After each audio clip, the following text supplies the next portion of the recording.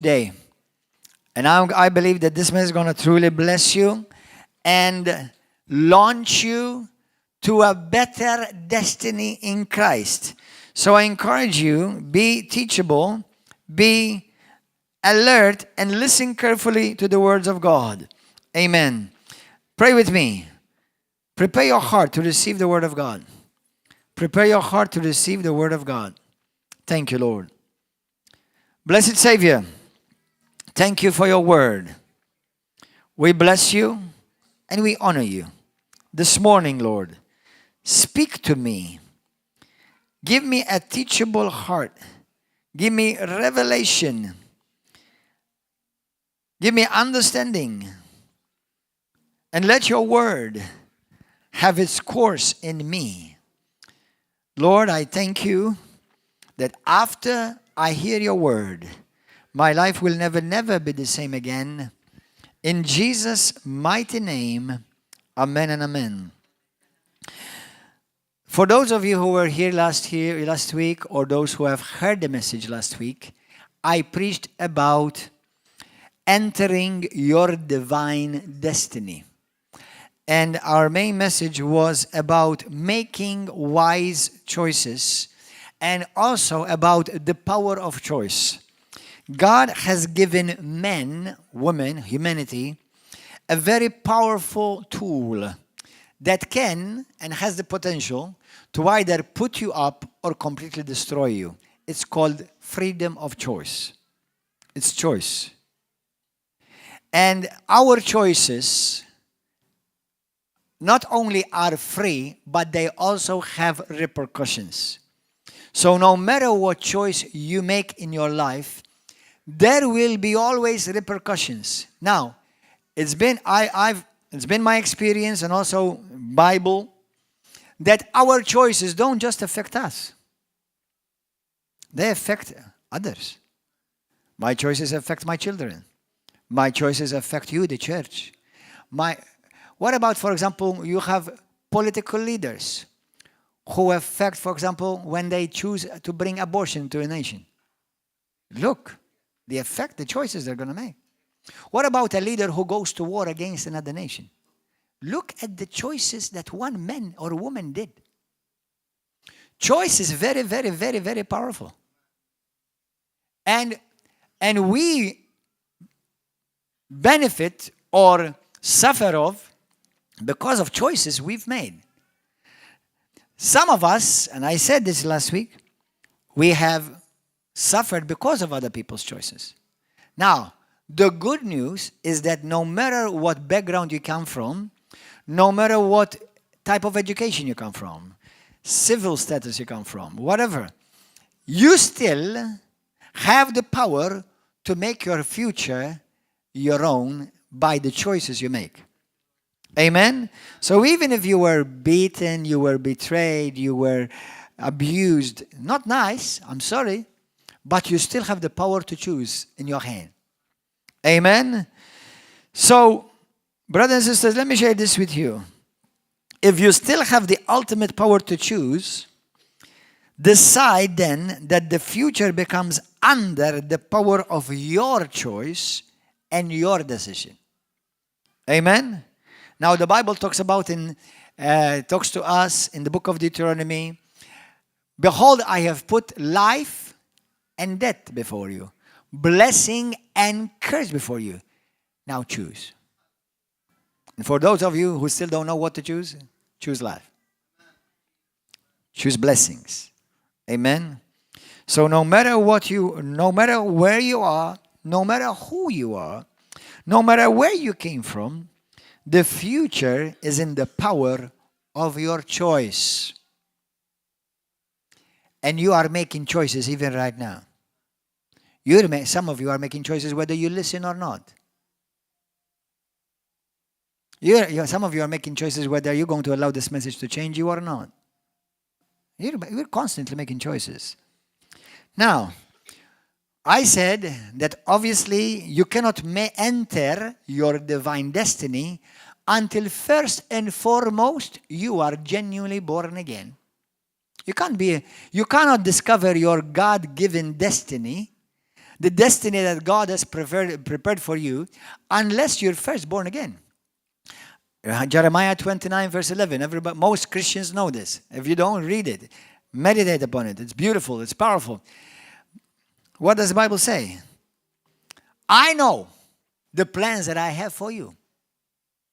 And I said to you, when God says, I know, which means you don't. We think we know the plans that we have for us. If you learn from your own experience, you'll find out that your plans ended up hurting you and even a lot of people around you. So, but God says, I know that the plans I have for you. And that's plans to prosper you. Plans to give you hope, to give you a future, a bright future. Amen? Now, so this message is exclusively to Christians, to believers, and those who want to navigate wisely in this God divine destiny that He has for you. So let's begin with principle number 1. And listen carefully. Go to the book of Deuteronomy chapter 28. Deuteronomy chapter 28. Hallelujah. Say, Holy Spirit, teach me. Holy Spirit, speak to me. Deuteronomy 28 verse 1. Now it shall come to pass, if you diligently obey the voice of the Lord your God, to observe carefully all His commandments, which I command you today, that the Lord your God will set you high above all nations of the earth. In that one verse, look at how many choices God has given you to do. You have to choose to listen. When somebody listens, you cannot be casual about listening. You have to be making a purposeful, conscious choice. I'm going to listen to the Word of God. I'm going to listen to the voice of God. Amen? And I'm going to obey it, because some know what the voice of God says, but they don't want to obey it. So, number 1, if you diligently obey the voice of the Lord your God, to observe, then you have to choose to observe it. Amen? Do you know God is constantly messing up with you and me? What do I mean by that? Number 1, I have a quote. I say this: God messes you up to set you up. It's actually, God does not make you any messes. Actually, we make the messes. And God, in spite of our messes, because of His grace, He will help you still find your destiny if you humble yourself and say, Lord, like Mary did, like Jesus did, not my will, but your will be done. Amen? So, it shall come to pass, if you diligently obey the voice of the Lord your God. Where is the voice of God? Now, I realize that God still, and I'm a believer that God still speaks today. He is not deaf and He's not dumb. He still speaks to us today, and the Bible says that the children of God, they are led by the Spirit of God, and they are led by the voice of God. If you are my sheep, you will hear my voice. So, clearly God still speaks today. Obviously, you have to learn how to listen. Amen? Even if I tell you just for a few seconds, just to think about how many voices, how many noises you're hearing about you right now, but you're not taking notice of them because you're listening to me, at least, hopefully. Notice.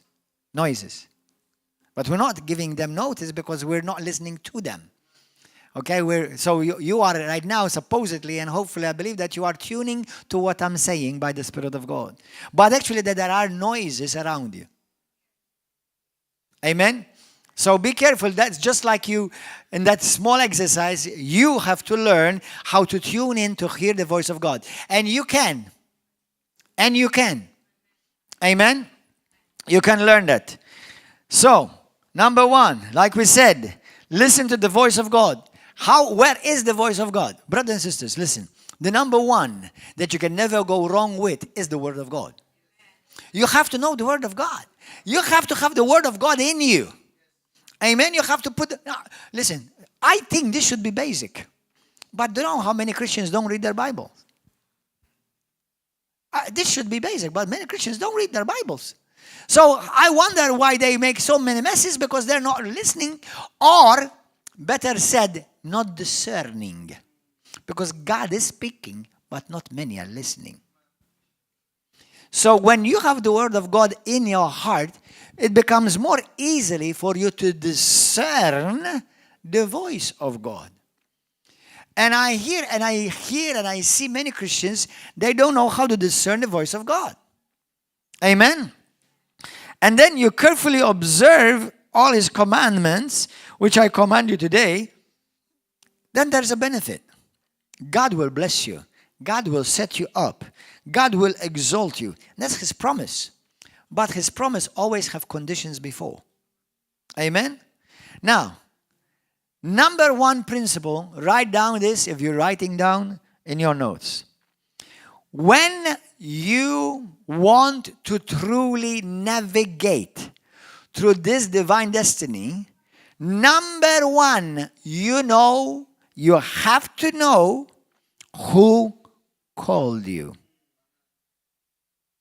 You need to know who called you. Who called you? Now, it's nice that the pastor or a minister, an evangelist, apostle, prophet, whatever, they may highlight something about you, they may see something of you, on you. That's good. But ultimately, you have to know that it is God who called you. Go to the book of Galatians. Galatians chapter 1. Let's learn from these powerful truths. Galatians 1, verse 5.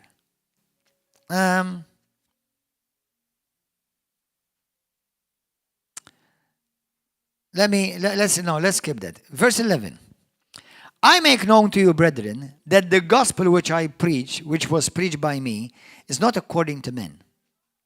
For I neither received it from men, nor was I taught it, but it came through the revelation of Jesus Christ. Paul saw Jesus. Paul was taught by Jesus. For you have heard of my former conduct in Judaism, how I persecuted the church of God beyond measure and tried to destroy it. And I advanced in Judaism beyond many of my contemporaries in my own nation, being more exceedingly zealous for the traditions of my father. But when it pleased God, who separated me from my mother's womb and called me through His grace, to reveal His Son in me, that I might preach Him among the Gentiles, I did not immediately confer with flesh and blood. Anyway, that's enough. What is Paul saying? Now, do you know the life of Paul? Most of you, I think you know the life of Paul. Apart from being a persecutor of the church. But you know how much Paul suffered for the gospel. Let me tell you something. If he had not known that God called him, do you think he would have survived it? Do you think he would have gone through with it? What the heck? Why am I doing all of this? Oh no. He knew He called him. When people called him a false teacher, a babbler, when Jesus was called a false teacher and the devil, they knew who called him. Go to Acts. Go to the book of Acts 27. We have the privilege as Maltese to say that we have had the privilege and the honor that Paul came to Malta, to our shores.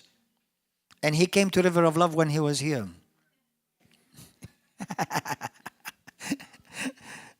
27 from verse 21. Hallelujah. That's a joke, just in case somebody noticed. So nobody will accuse me, he's preaching falsely. That's a lie. No, that's a joke. Verse 21. But after long abstinence from food, now this is Paul on the ship, supposedly to Rome, but God directed his path and he came to Malta. Amen? And you know that Paul was shipwrecked 3 times. Let me tell you something. If you want to get a phobia of sea, that would have been a perfect opportunity. All right? Hallelujah. But he had shipped 3 times, saying his ships, man. Okay? And he was beaten, left for dead many times. What made him so driven? Knowing who called him. After a long abstinence from food, then Paul stood in the midst of them and said, Men, you should have listened to me and not have sailed from Crete and incurred this disaster and loss. And now I urge you to take heart, for there will be no loss of life among you, but only of the ship. For there stood by me this night an angel of God, of the God to whom I belong and whom I serve, saying, Do not be afraid, Paul. You must be brought before Caesar, and indeed God has granted you all those who sail with you. Therefore take heart, men, for I believe God. I love that scripture. Take heart, for I believe God, that it will be just as it was told me. However, we must run aground on a certain island. I believe God. So what Paul is saying there, he says, listen guys, well, I know we're going through trouble, but don't worry about it, because the one who called me, he told me, we're going to make it. Know who called you. When you will be attacked, when you will be lied about, there will be people who will generate a campaign of lies against you. Let me know. Let me tell you something. If you don't know for sure that God called you, you'll give up. You will give up. And you will go into hiding like many have done. What about when you are faced with people who are jealous, envy against you? That you're constantly fighting battles and you can say to yourself, what the heck? Why am I doing all of this? You will know why you're doing all of that. You know why you're going through all of that. It's because you know that there's a spiritual battle against you because you have been called by God. Amen? So don't take it personal. Realize that if you truly have been called by God, and every Christian should know that they have been called by God. Now, not everyone is called by God to be a pastor, apostle, or prophet, whatever. I'm just saying you're called by God first and foremost to be a son and a child of the Most High God. Amen? You're called by God. Amen? God called you. Amen? So remember that when you go through these difficult times, maybe a sickness has come against you. Maybe a financial crisis have come against you. Know who called you. For he who called you is faithful, Philippians 1:6, to complete it until the day of Christ Jesus. He was faithful to call you, and he will be faithful to finish you. Faithful, amen, in Jesus' name. Hallelujah. And when I say finish you, that's not in a bad way. That help you finish well. Amen. Now God can finish you. I'm sure he has no problem as far as having the power to do it. But I don't think he has the heart to do it because he loves you as a father. Amen. Just like I may want to discipline my children, but I don't want to ever hurt them or injure them. Amen. Because amen. Hallelujah. Praise God. And if I am a sinner, I am a human father. I am not a sinner in Christ anymore. I'm a saint. But Jesus says, if you being evil know how to give good gifts to your father, to your children, how much your heavenly Father will give good gifts to those who love him, and to those who ask him, and to those who are his children. Amen. Hallelujah. So, Jeremiah 1:5. Jeremiah was persecuted, was mocked, he was not received. He warned the nation. Okay? He was put in jail. He was put in stocks. But what happened? He knew who called him. Jeremiah 1:5 says, I've been called from my mother's womb. I've been consecrated, separated to be a prophet to the nations from my mother's womb. And let me, please, this is one of the most important principles that you're going to learn in your life as a Christian that's going to help you get to the other end. Listen, many Christians start this walk, and a great majority will never finish it. If you go by ratio, by Bible parables, Jesus says there are 4 types of grounds that receive the word of God. 3 of them out of 4 will never bear any type of fruit. That means they will die. The moment they hear the word, they will die. Then there's one other type of ground that out of this one type of ground, 4 there are 3 types of people within this type of ground. That means out of those who receive, there are three groups of people that are different. Although they receive the same word, but some will bear 30-fold. Some will bear 60-fold. And only a small portion will bear 100-fold return. That means only a small portion will truly finish successfully what God has called them to accomplish it upon this earth. They're saved, but not all will complete and navigate well. Some will suffer shipwreck, like Paul said.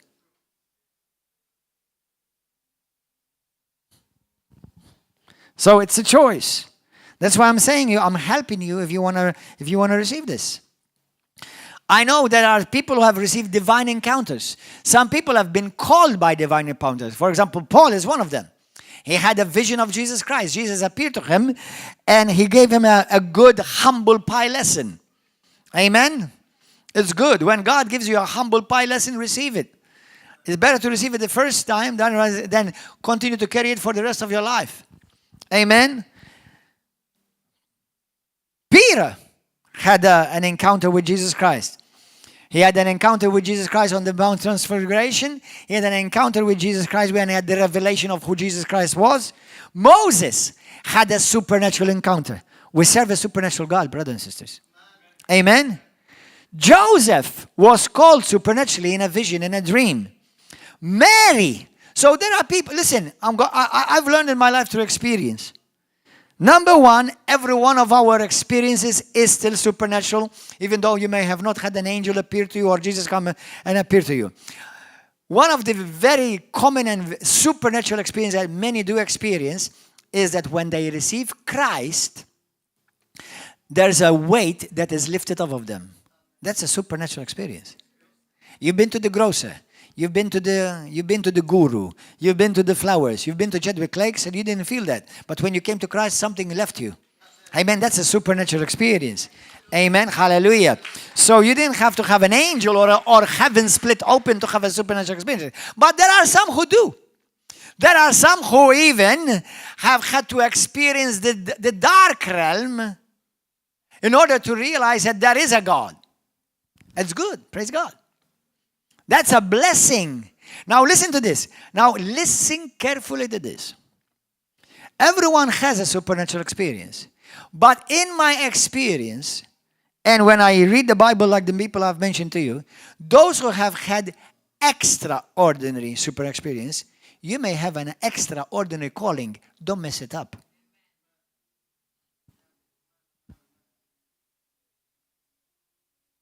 Listen. Imagine what am I going to tell? Imagine I saw I did see Jesus, but not to be born again. I was already born again. I had a vision of Jesus Christ. Whether you believe it or not, it's irrelevant completely to me. But okay, I had a vision of Jesus Christ. The Lord appeared to me. He called me to come to Malta and start to work. That's one of the things that He said to me, and He said to me other things. But let's say I was already saved. But so it was more of a confirmation to me rather than something that completely brand new. But there are people who, for example, in Africa, even in Malta, who have been saved because Jesus appeared to them. Why doesn't Jesus appear to everybody? The people that Jesus appeared or they've had a radical experience, every one of them in my experience, they have a very unusual calling. Don't mess it up because you will be held accountable. To whom much is given, to whom much is given, much is expected. Let me tell you this. Satan will fight you. Because you're a threat to him.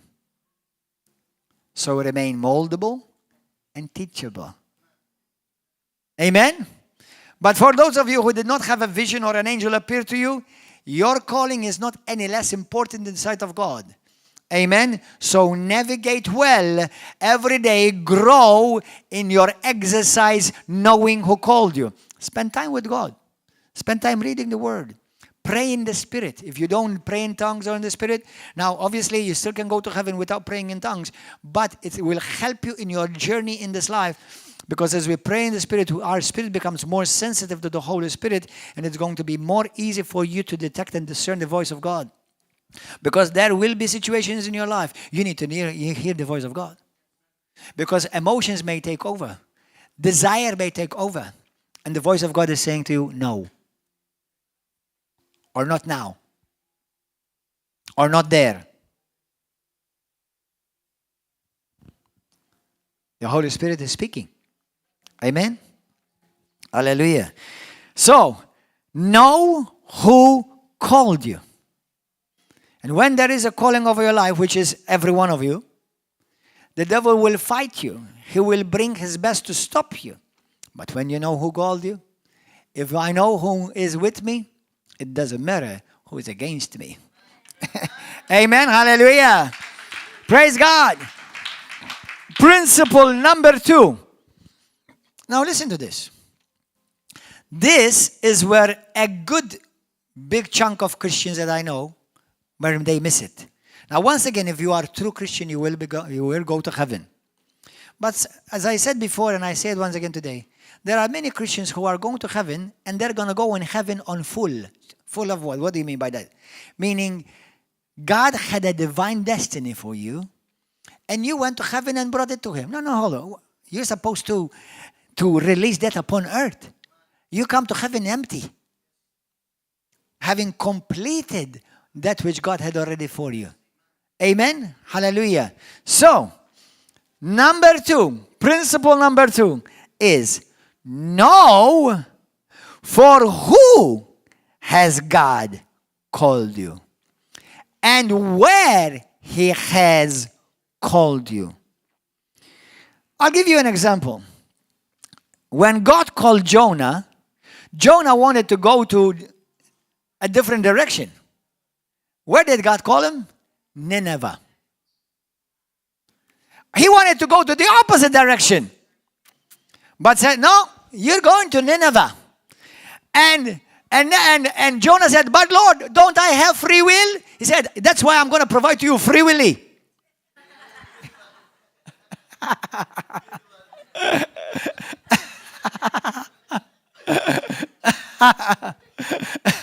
How many of you know where's free? Have you seen Free Willy? It's a great movie. Hallelujah. Listen. Yes, you do have free will. And God will have free will to you. Amen. Praise God. So, God called Jonah to Nineveh. He couldn't go anywhere else. That's where He was calling. That's the people that God called him to reach and touch. Okay? For example, Moses. Moses escaped from Egypt. He wanted to find his family lineage and his family history and so forth. And he got married to a beautiful girl. And, he wanted to have a family and just be a shepherd of a what do you call them? Sheep. All right. And Jesus and the Lord appeared to him in a blazing fire, in a tree, burning bush. And the Lord said to him, I'm calling you to go back to Pharaoh. And you know his reaction first, right? Oh, no. Oh, you can't do that to me. Oh, no. And God said, oh, yeah. Oh, yeah. And I'm going to provide you help. So you're going to go to Pharaoh. And you're going to speak to him what I say. So Moses wanted to go somewhere else. God said to him, no, I'm sending you to Pharaoh. I'm sending you to Egypt. Because, listen, now this is the wonderful, glorious thing. When God send you, wherever God calls you, it will never be about you. It will always be about redeeming others, blessing others, being part of the answer to others for the answer that they're looking for. Some may not even know that they need an answer, but you will be the answer to that. Amen? Hallelujah. Praise God. Jesus, Bible says, I have not been called everywhere. I've been called to where? To the house of Israel, the house of Israel, I said. That's when he, in the book of Matthew chapter 10, he said to them, do not go in the byways or the highways. First he told them that. Then he sent them all over the world. But he said, listen, don't stop. Go to Jerusalem. Go and preach there first. Okay? And they said, and Jesus said to them, do not stop. Don't let anyone distract you. Just keep going, because I have not been called except for the house of Israel. So you see, Jesus knew his calling. Amen? What about Paul and Peter? We know that the Apostle Peter was called to the Jews. Paul was called to the Gentiles. Now, when we say that, imagine you and I'm called, for example, to Guangzhou, and you are called to China. All right? It doesn't mean that once you're, since you're called to China, then if a Chinese person comes to me, I don't speak to him about Jesus. No, you're not part of my calling. No, you go and talk to him.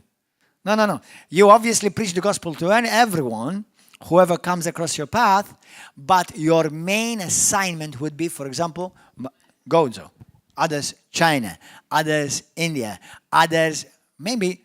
Now, what about those of you who don't have a missionary calling or an evangelistic calling? What about which company you work in? Do you know, you see, we have people here from different nations. Let me help break the truth to you. You didn't come here for a job. You came here on a mission. Did you know that?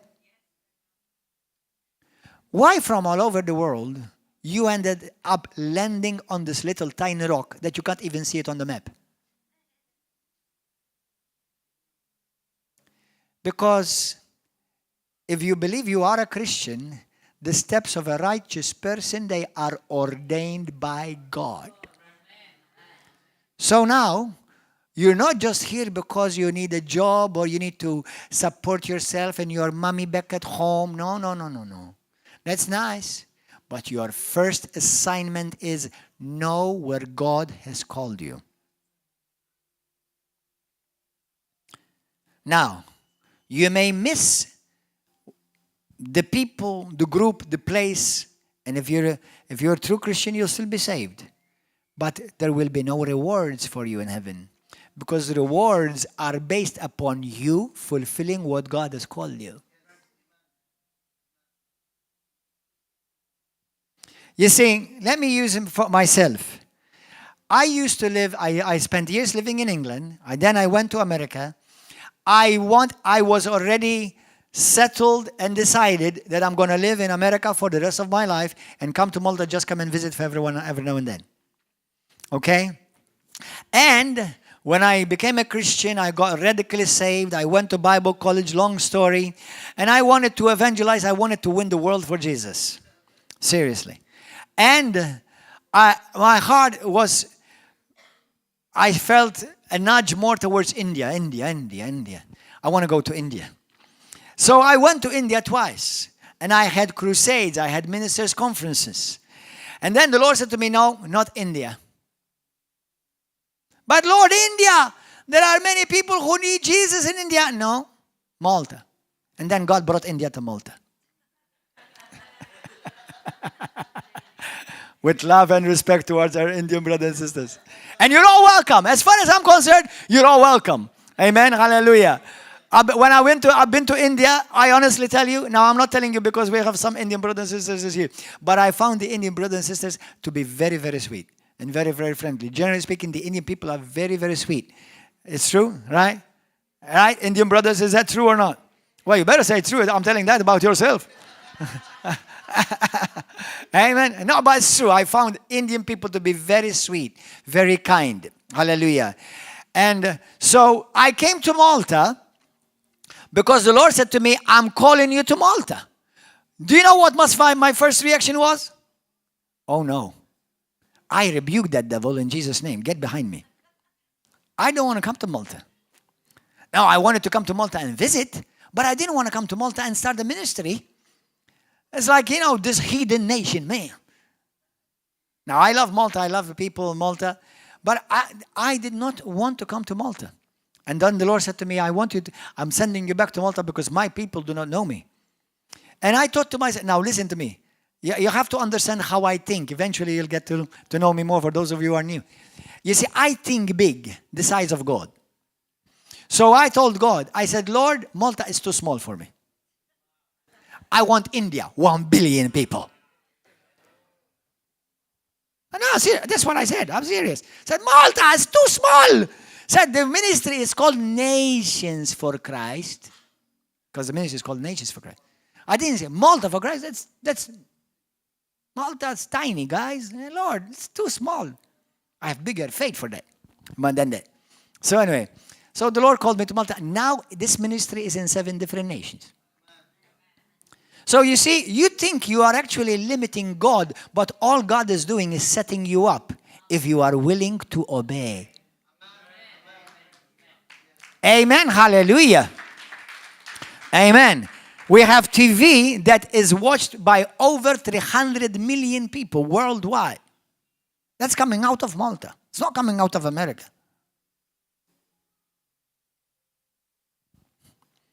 I wanted to live in America for the rest of my life, and I love America. And I have many wonderful, precious brothers and sisters that live in America and that love me. But I was called here. I was called here. That's why I'm an apostle to this nation by the grace of God and for the glory of Jesus Christ. Because I was sent here. I didn't just come here because I missed Mama. Amen. Hallelujah. Blessed be the name of Jesus. Say, give thanks to God. Come on, everybody. Hallelujah. Praise God. So, what about those of you who are not, you're a Christian, you're in the ministry of reconciliation, but you're not called to the ministry? Let me tell you something. The company that you're working in. I love it when Christians come and tell me, some brothers and sisters come to me, Pastor, I'm praying about whether I should go and work in that job. Because I want to, because in this job where I am right now, God has been using me and I've led many people to Christ. Good, praise God. That's a good way to think. That's the way kingdom think. Amen. And somebody recently said to me, Pastor, I love my job, but I feel the Lord wants me to go to another job. It's like, why is that? Because they're listening to the voice of God and they know that their job is their mission field, that there's another mission field that God has for them. Amen. Hallelujah. So don't look at the paycheck only. I understand we need money. We do. To pay bills and to live. But God is more than able to bring finances to you if you go where He has called you. Amen. Hallelujah. Thank you, Lord. Job, important. Country. Which people has He called you to? Amen. It's important. God knows what He has in store for you. Find out what He has in store for you. Amen. Praise God. Today, yes, I've been to Africa. I've been to Kenya and Cameroon. 3 or 4 times, something like that. But my burden is more Europe, actually. You say to me, no, you don't have burden for Africa or India? I have the burden for the world because that's why we preach the gospel internationally. But unfortunately, not a very nice thing to say, the least amount of Christians are in the continent of Europe. Africa have some powerful ministries. I'm jealous for them in a good way. There are many mighty men and women of God in Africa that are doing glorious job, wonderful job. Amen. Hallelujah. So I want, by the grace of God, if He gives me the grace to do it, we're going to see river of loves fill up Europe if Jesus delays. In Jesus' name. Amen. Hallelujah. Amen. So even church, know where God has brought you. Listen, you are part of something much bigger than you are right now. Apart from, obviously, this is not all the church right now, but you're something much bigger. It's important to know where you've been called, even church. It's important to know what you're part of. Do you know that you will never grow exceeding what you're part of? If every pastor have a different vision, but if you have a vision this big and your pastor has a vision this big, you're not going to fit in there. God bless that pastor. And some people may be assigned to be with that pastor. But know what you're part of. Amen. River of Love is not just the local 4-wall church. No, River of Love speaks to the nation. And River of Love speaks to nations. Go and check on YouTube. Go and check on newspapers, River of Love, on newspapers everywhere. There are 40 churches in Malta. Why River of Love? Because what we say here is most of what other churches that have been attacked about is what they're saying there too. Is the assignment that God has over this church, which is apostolic and prophetic. That's why people flock to see, to watch, and to listen. Amen. Hallelujah. Blessed be the name of Jesus. Now, number three. Know, learn to appreciate. Now, this is where many Christians don't like this part. Many Christians don't want to hear about this part. We love to hear about God called me. We love to hear God called me to do so and so. But this is where many Christians don't want to hear. They want to skip this. Learn and to appreciate, respect your season of preparation. Everyone that God has called, they went through a long time of season of preparation. Do you know, when you look at the life of Paul, the Apostle Paul, before I started reading the Bible properly and studying, I used to think that the moment Jesus appeared to Paul, right away he started building churches and evangelizing. Do you know that was not like that? Do you know that it took years before Paul was released, laid hands upon, and then went and gone and witnessed the gospel to the Gentiles? Do you know Paul is calculated that he spent about 14 years in the same church. Many Christians in Malta can't stand being in the same church for 14 days. And then they want to accomplish the plan and the divine plan of God.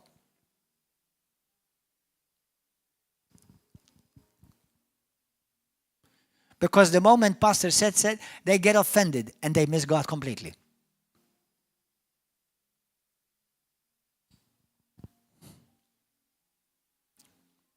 So, listen carefully. When the Lord called, for example, Paul, he was in the church of Antioch. He served there. He became a deacon. Eventually, the Bible says, if you read the book of Acts, he became a teacher. And then he became an apostle. You grow into your ministry calling. First, you start with doing everything. Then, God starts defining your call. Do you understand? This is like a medical doctor. Where anyone who wants to specialize on eyes, they don't just study eyes. They first have to become a general practitioner. And then they specialize. Do you understand? Hallelujah. So that's how it works in the kingdom. First you start doing everything. Cleaning, arranging chairs, serving people, shaking hands, welcoming brothers and sisters. That's what you do. And then you start feeling a tug. I have a greater passion for this. I have a greater passion for this. And you start working towards it and equipping yourself the best possible so that you will accomplish the where and when. But before the when is manifest, you have to spend a lot of time of preparation. Amen? Flourish in the pot that you are planted before you try to jump and go in a jungle. You may end up being eaten up in the jungle, squashed in the jungle. So, in the jungle, normally, have you ever noticed them? For example, when they want to put a forest up. First, they grow the seed, they put it in a pot. Then they grow the plant, and then after it has grown and it became strong, they take it out of the pot and they put it in the open garden. Have you noticed that? Many Christians know they want to go in the jungle right away. And a few days later, they did.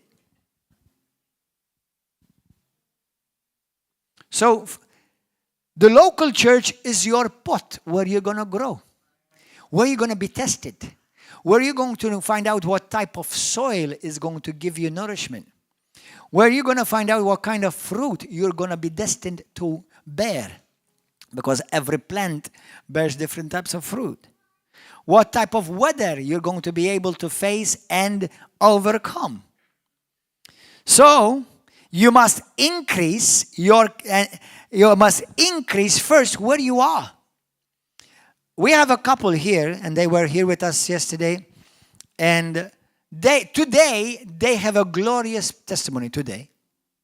But when they started out as Christians, just a few days later that they became Christians, full of zeal, and you should be zealous. You should be zealous. Don't lose your zeal. But foolish, no wisdom. And they went on a mission trip. In a few weeks they got married. In a few weeks they started church, all within the same year. Marriage went all the way down, broken, separated, with children, problems. Church spread out, spread, church closed. Then the grace of God. Everybody say, then the grace of God. We continue to pray for them. And he comes to me crying. My wife has left me with her children, with our children, left me, abandoned me to another nation. Jekk jogħġbok. Pray. I repent, Pastor. I'm sorry, Pastor. I was ignorant. I did not listen to you. He was warned. And I told him what was going to happen. And I fear to tell you this. And I say this by the fear of God. If I warn you about it, don't ignore it. Don't ignore it. It's for your own sake. I'm helping you protect your future. Thank God for prophetic utterances. God gives you prophetic insight so that you can redeem your future before you all mess it up. Amen. So listen. So he comes to me. We spend about just a little bit under a year praying with him, praying with them, talking with her overseas, crying. She was so hurt, she even abandoned God, the church, and Christianity completely. People who were on mission, in the mission field. Miraculously, God worked mightily. They came back. They came back home. This is where home was. And this is where home will always be, even if one day they will be sent, not just went. Sent, not just went. They came home, and now they've been growing here for about a year. But they've been through 7 years of hell. Do you know what you call that? Wasted time. That you will never be able to gain back. Do you know why? Because they violated a very important, vital principle. It's called preparation time. For people who get married quickly. Now, please, nobody get offended. I'm going to speak the truth. I say this in love. When it comes to marriage, don't rush getting married because you can't resist sexually. I understand that's a temptation. I understand that. But there are ways how you can escape temptation. Okay? But not for the sake of wanting to get into bed quickly. You rush into getting married. One does not solve the other. Because I've seen couples that I've warned. They even cooperated with me. Because our requirements here in this church, they're not easy. You can find the churches that they will marry you right away. There are churches in the world that are called drive-through wedding chapels. You can do a drive-through wedding ceremony if you want. Not a problem. But if you want to do things right and you want things to last, please do not skip preparation season. Do not skip preparation season. Amen? Because for those of you who have been through the pain of your marriage not working out, and because marriages are not easy, you know the pain that you go through. And you know how long it takes to recover from that pain and those scars. And it happens also in the church, not just in the world. It happens in the church too. And yes, you can be saved, but listen, do you know how close to hell you come? Very close. So please, for your own sake, if you don't love me, at least love yourself, that you take heed. Don't rush. Do a good preparation of your marriage. And if you find out it's not meant to be, say, thank you, Lord. I've found out it's not meant to be. Oh, but we have everything prepared, Pastor. What? Everything prepared what? Naturally. Because you have a house and you have a car. That's not everything, albeit. That is not even going to be any relevance once you get married.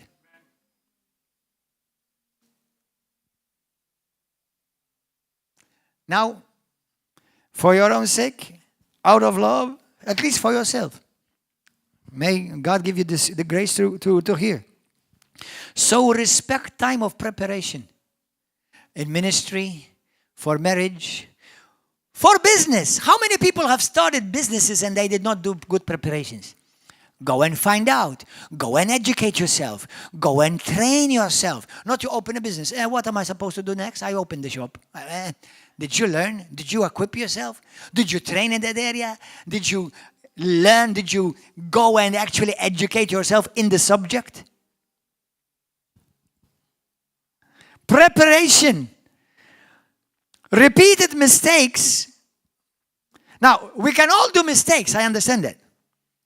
And mistakes can become lessons. But repeated mistakes become delays in your divine destiny. Did you hear me what I said? We all make mistakes. And if I learn from a mistake, it becomes a lesson.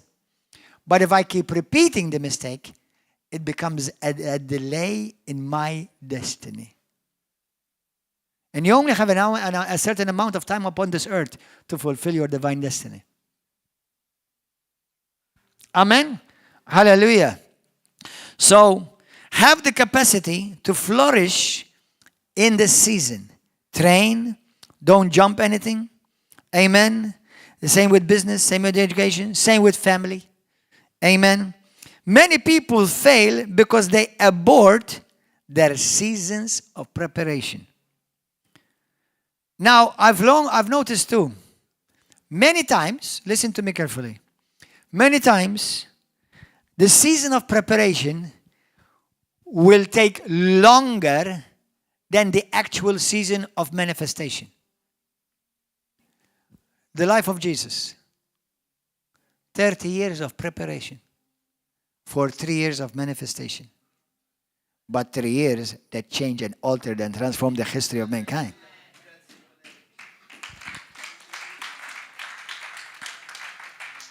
It's true. Don't be discouraged. Say, well, I'm never going to get my dream. Listen. Make your dream a journey, not a point that you have to achieve somewhere. Enjoy your journey. Your journey is the plan of God. Because ultimately what God is mostly interested is not what you get to, but what you become out of it. Amen. Not what you can achieve at the end, but what you come out of it.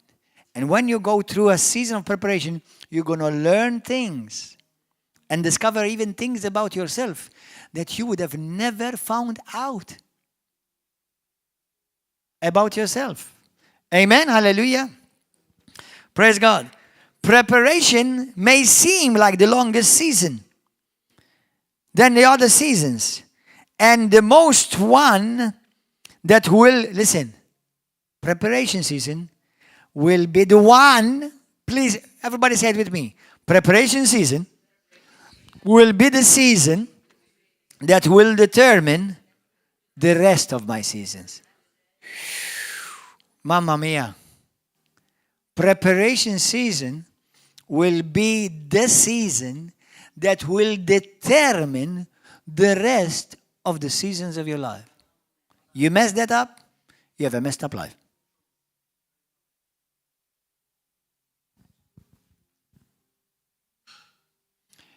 You know, when I went to Rhema, they always encouraged us, even when you graduate from Bible college, don't try to go and open a church right away.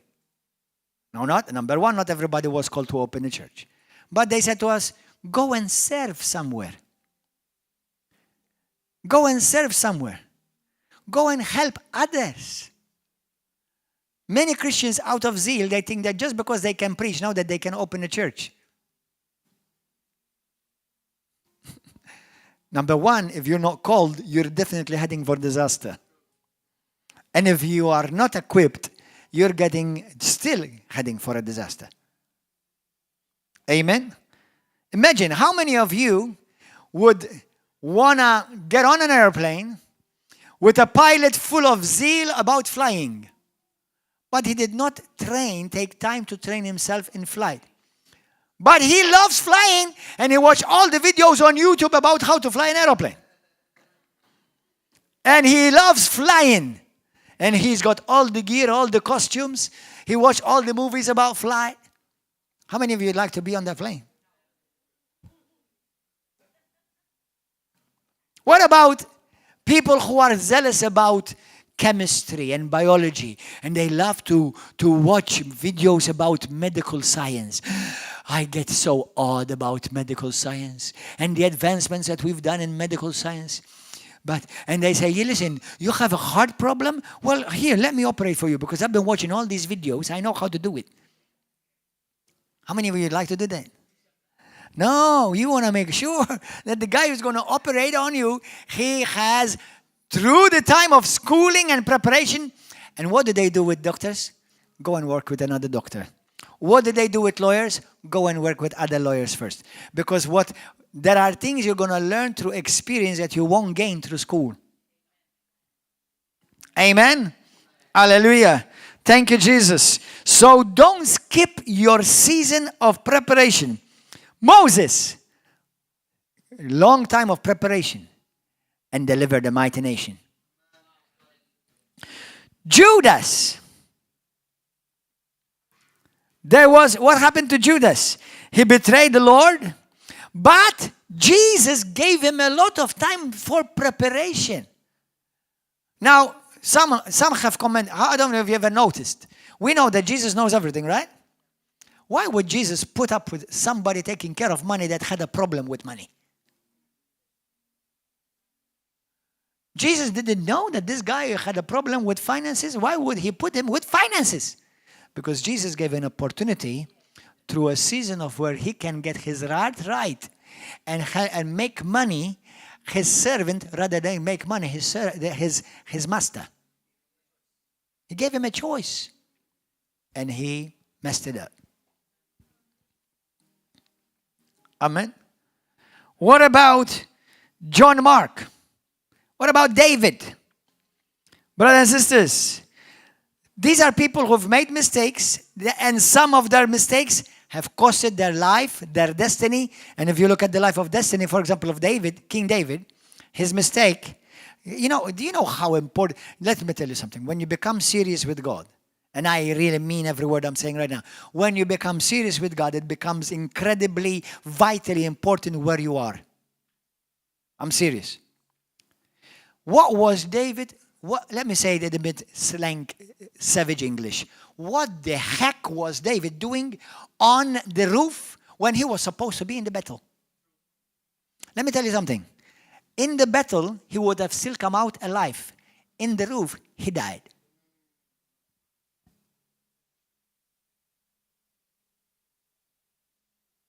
Know where God has called you?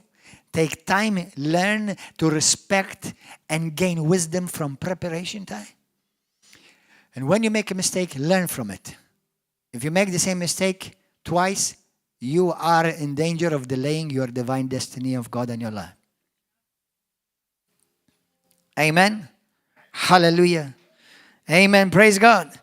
Praise God. Many people fail in this area. The Bible says in the book of Luke, chapter 2:40, it says, Jesus grew in wisdom and in stature. Or he grew in wisdom and in favor with God and men. Do you know what? Jesus Christ, being the Son of God, fully divine, fully human, he had to grow. You have to grow too. In the book of Samuel, 1 Samuel 2, verse 25 to 27, the Bible says Samuel grew in wisdom and in favor with God, listen, and with men. Please, this is a very important key of wisdom for you. Listen. For us to grow in favor with God only takes one choice. It's called being born again. Because we have found favor with God because of Christ. But for you to grow in favor with men, it will take a lifetime. You see, just because you're a Christian, people are not just going to accept you and receive you simply because you tell them, I love Jesus. They're going to see evidence that you're qualified. Amen? And rightly so. Because God loves you no matter what. As a child of God, as a Christian, He loves you no matter what. But the people of the world, they don't love you no matter what. Prove yourself. Amen? You see, what you think about my two sons, it's irrelevant to me because defects and good looking or not, to me they're gorgeous, they're good looking, they're the two best sons in the whole wide world. For me, they can never do enough bad that I will ever hate them or turn against them. Never. But with you, it's a different story. They have to be gentle. They have to be nice. They have to be kind. They have to learn how to go and treat you rightly. Because then how you look at them will change based upon how they act and react. The same with everything. I can say, well, I know how to play a certain instrument. But how well equipped and how well prepared I have made myself so that if I go and audition for the orchestra of Malta to play in a specific orchestra, how well equipped I am, not because I just have a talent, but because I have made good preparation. Amen? And the Bible talks about that. It talks about those who are called to be ministers, even good, genuine Christians. Study to show yourself approved unto men, not unto God, unto men. As far as favor with God, we already have it because of Christ Jesus. He looks at you with favor because He looks at you through the lens of Christ. But pastors say to me, I love Jesus, but I would love to preach here in this church. Say, and I love Jesus too? Sit down. No.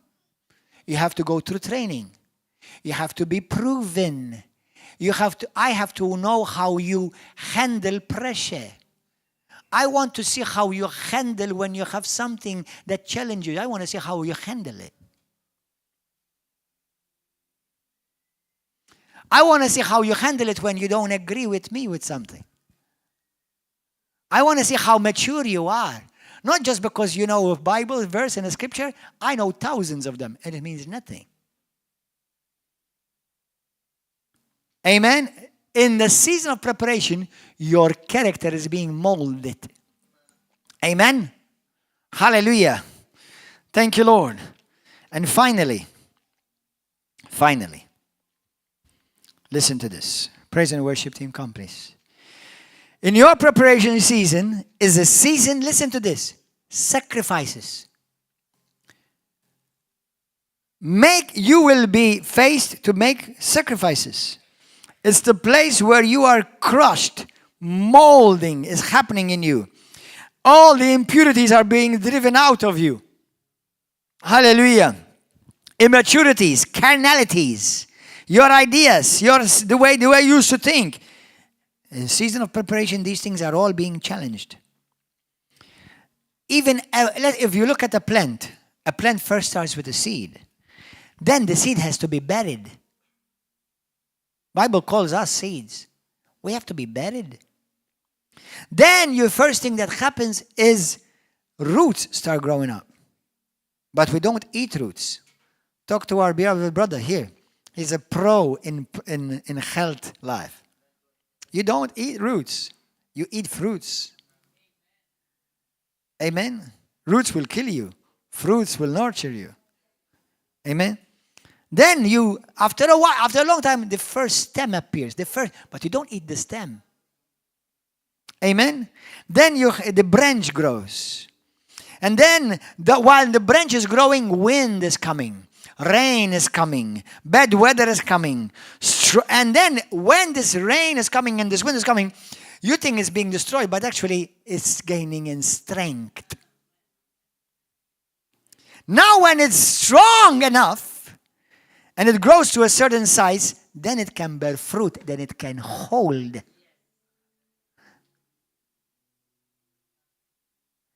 And if you notice, when the plant is healthy, the fruit will be multiplied and bigger than the plant. Now you can, all of you who have been called by God, and that's every one of you, you can choose to learn from my experience, from my own mistakes, and from the things how God has used me.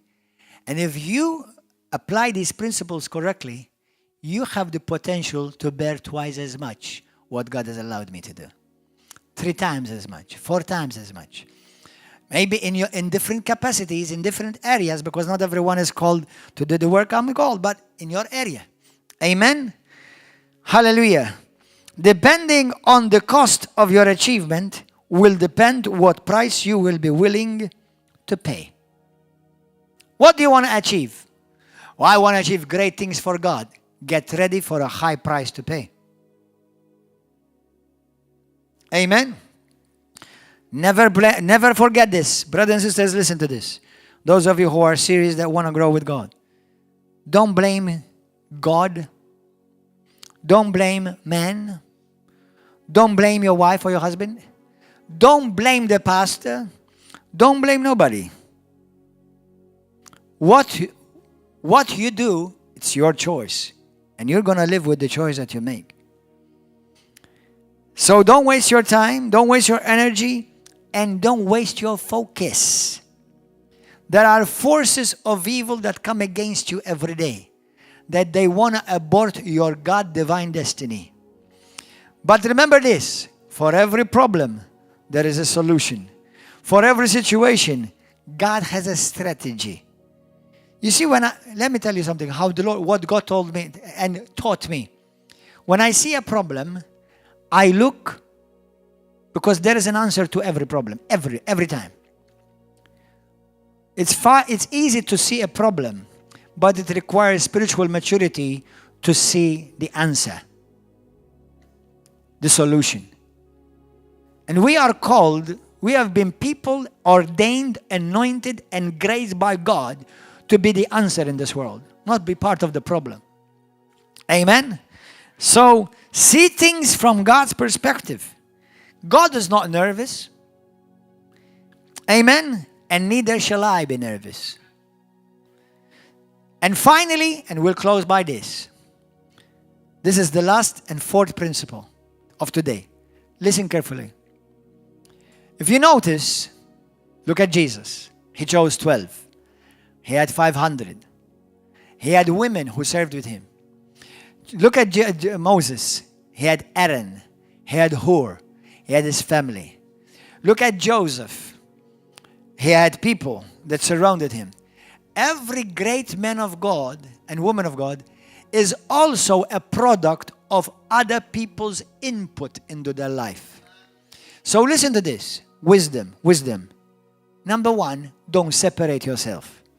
But surround yourself with people, women and men of God who can speak into your life. And be honest. Now, let's be strong. Let's have a spina dorsale, kif jgħidu bil-Malti. As I say in Maltese. Let's have a strong spine. Let them tell you the truth. Not what you want to hear, but what you need to hear. If people tell you all the time what you want to hear, they become unnecessary in your life. Let them tell you what you need to hear. Especially if you know that this person loves me and has good, well intentions for me. Tell me the truth. Brother, tell me the truth. Sister, tell me the truth. My wife is the only one I don't want her to tell me the truth. I'm joking. No, it's true. My wife is the one. Let me tell you something. We are very two different people. But God uses my wife to speak into my life, and I don't always like it. And when I speak into her life, she doesn't like it always either. Hello. Don't laugh at me because you're in the same predicament that I am in. Hallelujah. But let me tell you something. When I tell her something, Or she tells me something. I may not like it because medicine does not always taste nice. But I go, spend time with Jesus. I pray, and I think, and I weigh, and I arrange, fix, and correct where I need to correct. And you know what that makes me in the sight of God? Wise. Wise. Because with all the differences between me and my wife for sure desires well for me. And I for sure before God desire well for my wife. Amen? And your pastor desires well for you. Don't waste your time taking it against me. You're wasting your time taking it against me. Remember. Now don't take this wrongly. I'm not saying this disrespectfully, but truthfully. Each one of us, we need each other. And we are a product of each other's experience in many ways as well. But ultimately, whether you like me or you don't, what am I going to lose? If my father spoke into my life, what am I going, and I don't listen, what is my father going to lose? What is my father going to miss? If I speak a word into my son's life of wisdom, and they rebel and they don't listen to me, what am I going to lose? It hurts me that they're going to hurt themselves, but ultimately they will have to live with the wrong consequences. And it would be said if there are consequences for which they were pre-warned. Amen? Hallelujah. So surround yourself with people who are people truly of God. They love you. They care for you. That if they're going to say something to you, it's not to destroy you, but it's to help you. Amen? So remain teachable. Remain humble. Amen? In the book of Proverbs 11:14 and 24 verse 6, what does it say? In the abundance of counselors, there is victory and there is safety. In the abundance of counselors, there is victory and there is safety. Brothers, surround yourself with people who are going to help you be protected. Amen? So, 4 principles. Know who called you. Know for what and where and when God has called you. Number 3, don't skip the season of preparation. It will be tedious, sometimes yucky, sometimes uncomfortable, but it will be the most worth it. You know, when I went to Bible college, let me tell you something. Today I have my doctorate in pastoral theology and ministry. Let me tell you something. When I went to Bible college, I was so full of the word.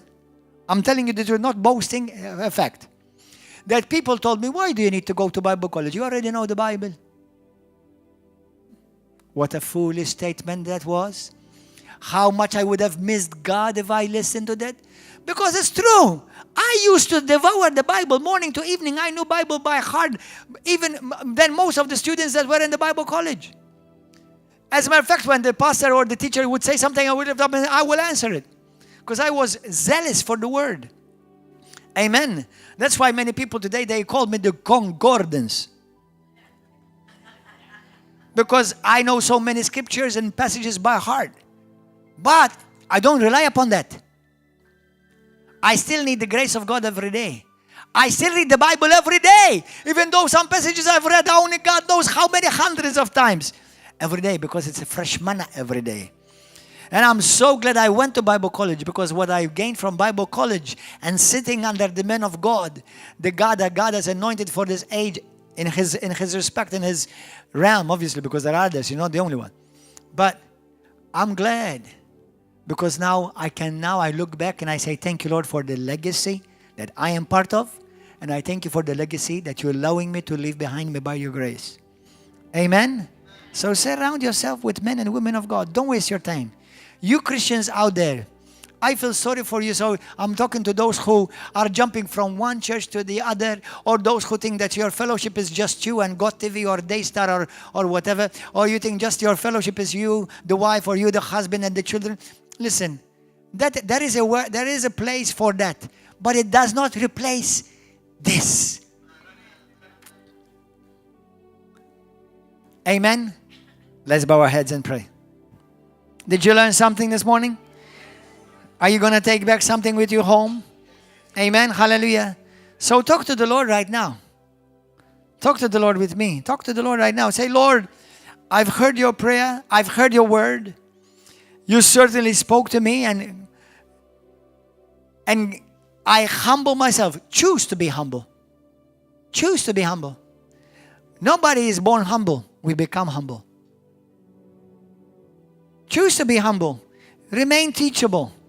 No matter how smart you think you are, nobody knows everything except God. Amen. No matter how much I know the Bible, there will always be something new I can learn. And I learn new things every day. Every day. So, talk to the Holy Spirit right now. Holy Spirit, speak to us. And as we have entered in this new year, already 3 weeks have gone by. We are navigating this divine destiny that we have before us. And we're not going to miss it. I'm going to grow to know God more. I'm going to know to grow His voice more. I'm going to spend time and invest time filling myself with the Word of God. Amen. I'm going to know that I am called somewhere. I'm called for something. That even if it's a job, if it's a company, if it's whatever, it's a business, I am there on a mission. I'm not just there just to get a paycheck. Amen. Then I have to realize, and I must never forget, I have to go to the time of season of preparation for my good, so that I will become the man and the woman that God has called me to be in this season of preparation. And ultimately, Lord, I thank you that there are people that you've placed in my life that speak into my life. They love me and they care for me, and I want them to tell me the truth so that I will be protected. I walk in safety and I walk in victory. Amen. Hallelujah. Praise God. Hallelujah. Give a wonderful hand of applause to Jesus. Amen. Blessed be the name of Jesus. I don't know if anyone here today, if you can be honest and sincere with me, say to me, Pastor, this word, I needed to hear it, and it challenged me, and I'm going to allow it to do a work in me. Come on. How many of you said that this word was challenging to you, helped you, inspired you? Praise God. Praise God. You see, what about if you had not come this morning? What about if you had not heard this word this morning? Some of you, your life will change forever because you've heard and you're going to apply what you've heard this morning. Amen. Praise God. Do you see how your destiny just been altered for the better? In Jesus' name. Now, if anyone here is today, say to me, Pastor, today I want to give my life to Jesus. I've never truly given my life to Jesus Christ. I've never asked Jesus to be my Lord and my Savior. And today I realize that without Jesus Christ, I can do nothing of this. I need Jesus in my life. I want Him to be my Lord and my Savior. And I want to turn from my own life, and I want to turn to Jesus. Today, if that is you, on Facebook, on YouTube, on TV, if that is you, and you want to give your life to Jesus Christ, He's ready for you just to invite Him in, and He'll come in. Believe in Him as the Son of God who died for you on the cross. And on the third day, He rose again from the dead. And today, He's seated at the right hand of the throne of God, and He's looking upon you with mercy and grace, and He wants to save you and give you eternal life. It's very simple. Just believe from your heart. If you believe that Jesus is who He says He is, then you're ready to be born again, saved, have all your sins forgiven, and enter eternal life. Say this prayer with me. You may all say it together with me. Say it with me. Say, Father God, thank you for your word.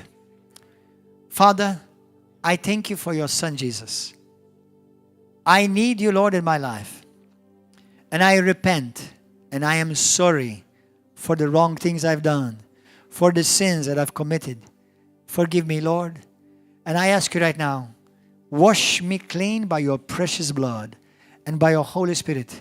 Be my Lord and be my Savior. From now on, have your way in my life. I surrender. Yes, I surrender my life to you, Jesus. Because without you, I'm nothing and I can do nothing. From now on, let your will be done in me. I believe that Jesus is the Son of God.